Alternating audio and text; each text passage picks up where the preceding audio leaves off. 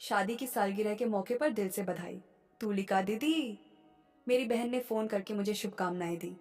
आज तुम्हारी शादी की सालगिरह है ना, ढेर सारी शुभकामनाएं और आशीर्वाद, माँ ने कहा। पापा ने भी कहा, अरे दामाद कहाँ हैं, उन्हें भी मेरी शुभकामनाएं और आशीर्वाद दे देना। बताऊंगी पापा, वो ऑफिस गए हैं, मैंने कहा। कोई बात नहीं, बाद में उनसे बात करूंगा, पापा ने कहा।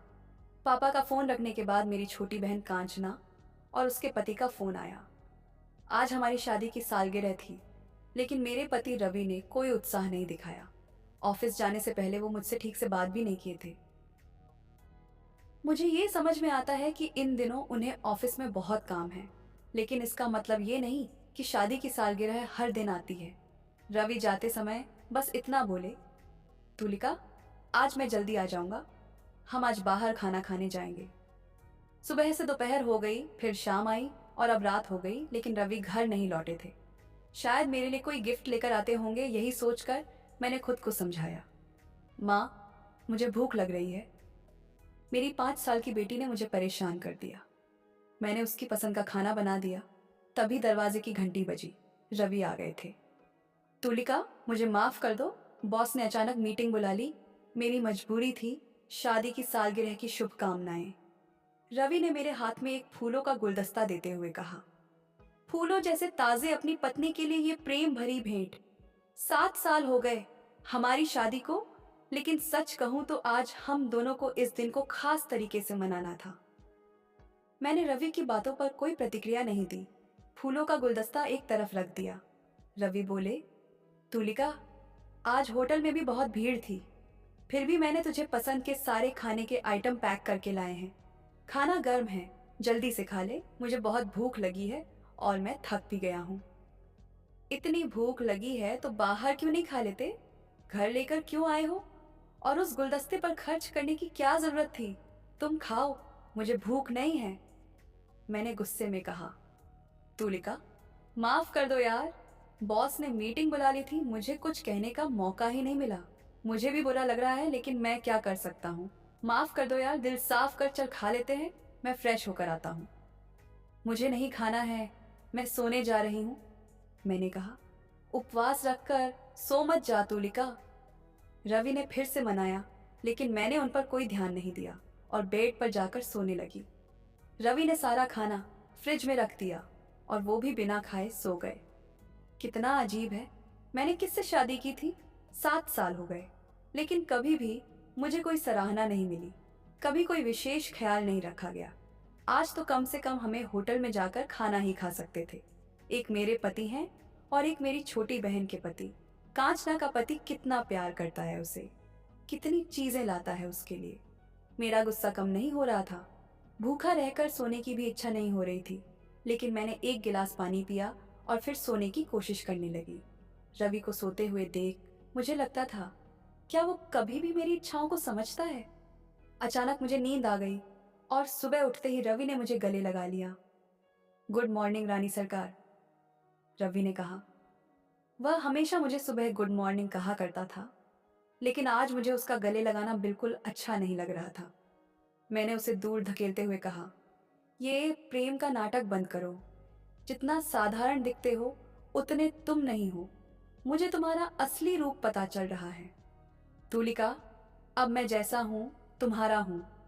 कल मुझे सच में बहुत अफसोस हुआ कि तुम्हें निराश किया, लेकिन सच में बताता हूं, मेरे बॉस ने भी मुझसे बहुत गुस्सा किया था, लेकिन क्या कर सकता हूं, नौकरी तो करनी ही पड़ती है ना।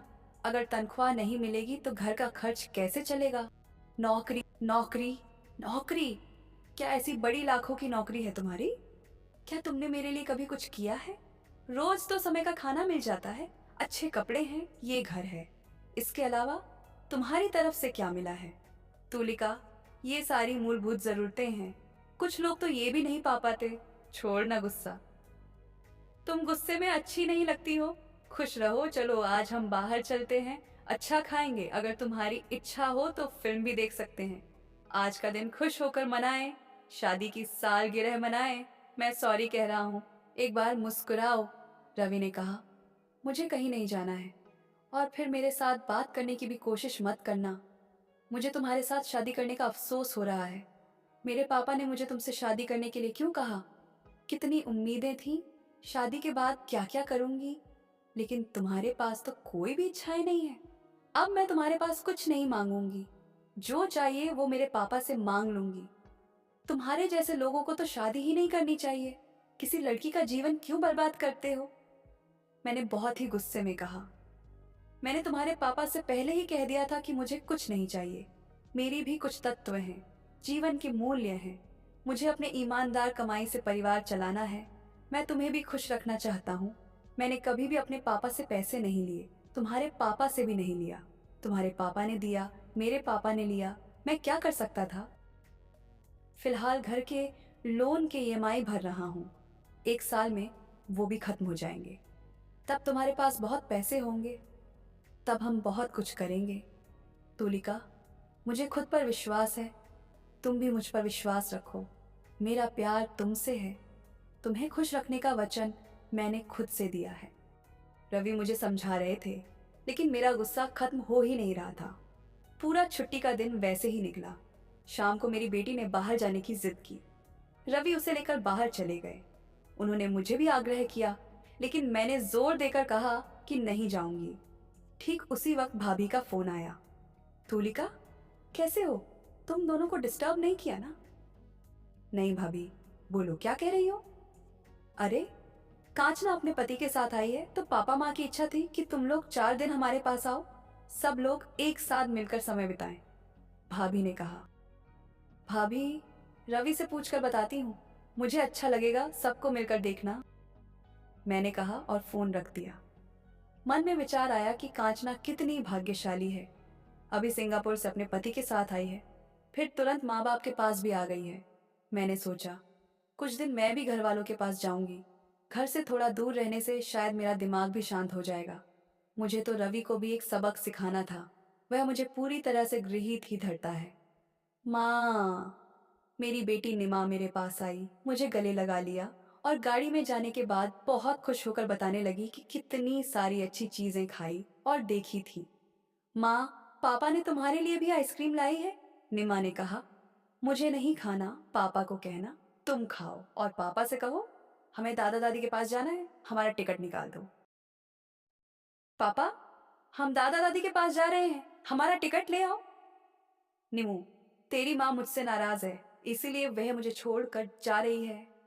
ठीक है, मैं टिकट निकाल कर लाता हूँ, निमा को पास बुलाकर मेरी ओर देखते हुए रवि ने कहा। जब रवि हमें गाड़ी में बैठाने के लिए आए तब वे बहुत उदास थे। गाड़ी चली। रवि हाथ हिलाकर हमें अलविदा कह रहे थे। निमा बाबा, बाबा चिल्ला रही थी। रवि लगातार मेरी तरफ देख रहे थे। उस क्षण में मुझे लगा, क्या मैं घर जा रही हूँ? ये गलत है। एक पल के लिए सोचा गाड़ी से उतर जाऊं, लेकिन अब तक गाड़ी ने गति पकड़ ली थी। प्लेटफॉर्म भी खत्म हो गया था। अब मुझे लग रहा था कि मैंने रवि के साथ बहुत बुरा किया। सुबह हम मेरे घर पहुंच गए। सभी से मिलकर अच्छा लगा। माँ पापा तो बहुत खुश हो गए। रवि के बारे में सभी ने पूछा। मैंने कहा, अभी उन्हें छुट्टी नहीं मिली है, वे बाद में आएंगे। यहाँ आए हुए 4-5 दिन हो चुके थे। रवि रोज सुबह और शाम फोन कर रहे थे। कांचना और परेश का प्रेम जैसे उड़ेल रहा था। उन्हें देखकर मुझे जलन हो रही थी। अभी पापा ने उन्हें सिंगापुर ट्रिप गिफ्ट किया था। रवि से भी पूछा गया था।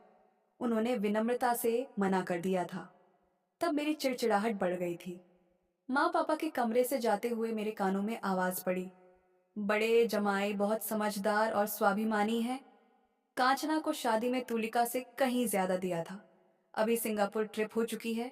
छोटे जमाई अब यूरोप टूर मांग रहे हैं। शायद पापा माँ या भैया से बात कर रहे थे।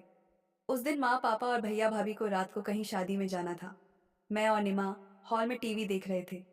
बड़ी दीदी, खाना बना कर रख दिया है, आपकी सुविधा से आप खाना खा लो, ऐसा कहकर खाना बनाने वाली मौसी चली गई। 8 बजे निमा को भूख लगी। खाना गरम करना है या गरम है, ये देखने के लिए मैं रसोई में जा रही थी। तभी कांचना के कमरे से हंसने बोलने की और कुछ अजीब आवाजें मेरे कानों में पड़ी। मैं चिढ़कर खुद से बोल रही थी, कांचना और परेश का पागलपन कभी खत्म नहीं होता। कम से कम ऐसे वक्त में कमरे का दरवाजा बंद कर लेना चाहिए। जब मैं रसोई से निमा के लिए खाना लेकर आई तो कांचना मुझे फाटक में से अंदर आते हुए दिखी। कांचना बाहर से आ रही है, तो फिर उसके कमरे में कौन था? मैं चकरा गई। मुझे अजीब सा शक हुआ। मैंने तुरंत जाकर उसे पूछा, तुम बाहर गई थी? हाँ दीदी, पड़ोस की स्वाति जी काफी समय से मुझे बुला रही थी। मैं उनसे मिलने गई थी तो उन्होंने मुझे बहुत देर तक रोका। कांचना, यह निमा को खाना लेकर मेरे कमरे में जा, मैं उसे लेकर आती हूँ, मैंने कहा, और कांचना को और निमा को कमरे में भेज दिया। पीछे मुड़कर देखा तो एक लड़की हंसते हंसते कांचना के कमरे से बाहर आ रही थी।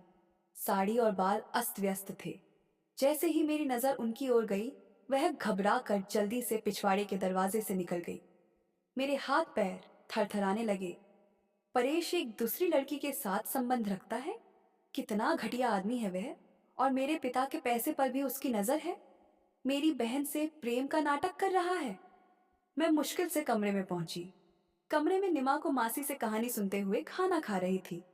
दीदी, इसका खाना खत्म हो गया है, कांचना ने कहा। तू जा अब, मैं इसे सुला देती हूँ, मैंने कांचना को भेजते हुए कहा। हे भगवान, मेरा सिर अभी भी चकरा रहा था। मैंने परेश को पैसे वाला, प्रशंसा करने वाला पति समझा था। बेचारी कांचना, वह भी धोखा खा रही है। यह घटिया परेश। रवि तो मेरी खुशी में अपनी खुशी देखता है। मैंने उसे कितना बुरा बोला था। उसने कभी मेरे पापा से एक पैसा भी नहीं मांगा। वह कभी दूसरी महिला को गलत नजर से नहीं देखता। वह मेरे और निमा के लिए इतनी मेहनत करता है। मेरे आंखों में आंसू भर आए। मुझे रवि की बहुत याद आने लगी। सुबह के समय रवि का फोन आना चाहिए था, लेकिन वह नहीं आया। मैंने खुद फोन किया तो वह नहीं उठाया। बार बार फोन करने पर भी वह नहीं उठा। मुझे बेचैनी हो रही थी, चिंता बढ़ने लगी थी। आखिरकार मैंने ऑफिस में फोन किया। रिसेप्शनिस्ट ने कहा, आज रवि सर ऑफिस नहीं आए। कल शाम को भी जल्दी घर चले गए थे। उनकी तबीयत ठीक नहीं लग रही थी, ऐसा लग रहा था। मेरी चिंता और बढ़ गई। मैंने माँ पापा से कहा, रवि की तबीयत ठीक नहीं लग रही है। उनके ऑफिस से ये जानकारी मिली है। मुझे जल्दी घर लौटना चाहिए। मत चिंता मत करो, क्या मैं तुम्हारे लिए विमान का टिकट बुक कर दूं? पापा ने पूछा। नहीं, मैं ट्रेन से जाऊंगी, मैंने कहा, क्योंकि रवि को मेरे पापा का पैसा इस्तेमाल करना पसंद नहीं था। यात्रा के दौरान मेरा मन अशांत था। रवि कैसा होगा, उसे क्या हो गया होगा, ये विचार लगातार परेशान कर रहे थे। सुबह 7 बजे हम घर पहुंचे। बेल बजाई, दरवाज़ा नहीं खोला। मैंने अपने पास के कुंडी से लैंच खोला। हम दोनों अंदर गए तो सोफे पर रवि सो रहे थे। जब शरीर पर हाथ लगाया तो पता चला कि वे बुखार से तप रहे थे। मैंने तुरंत डॉक्टर को फ़ोन किया। उन्होंने आकर उनकी जांच की, इंजेक्शन दिया। हमें देखकर डॉक्टर चकित हुए। अरे, तुम दोनों कब लौट आए? तुम्हें तकलीफ ना हो इसलिए मैंने तुम्हें नहीं बताया कि उनकी तबीयत ठीक नहीं है। रवि की आंखें भर आईं। उन्होंने मेरे हाथों को अपने हाथों में लेकर कहा, सॉरी तुलिका, तुम्हें बेवजह जल्दी घर लौटना पड़ा। सॉरी मुझे कहना चाहिए था। मैंने तुम्हारे साथ कितना बुरा बर्ताव किया। मेरी आंखें जैसे आंसू बहा रही थी। रवि हमेशा मेरी चिंता करते थे, लेकिन मैंने कभी उनकी चिंता नहीं की। निमाला को जो हो रहा था वह समझ नहीं पा रही थी। मैंने रवि को गले से लगा लिया। सॉरी रवि, मैंने कहा, और उन्होंने मुझे कसकर गले लगा लिया। तुलिका, दिल की सारी नफरत निकाल दो। हम दोनों एक दूसरे के हैं और एक दूसरे के लिए हैं। हम कभी भी एक दूसरे से दूर नहीं होंगे, रवि ने कहा। निमाला ने भी हमें गले लगाया।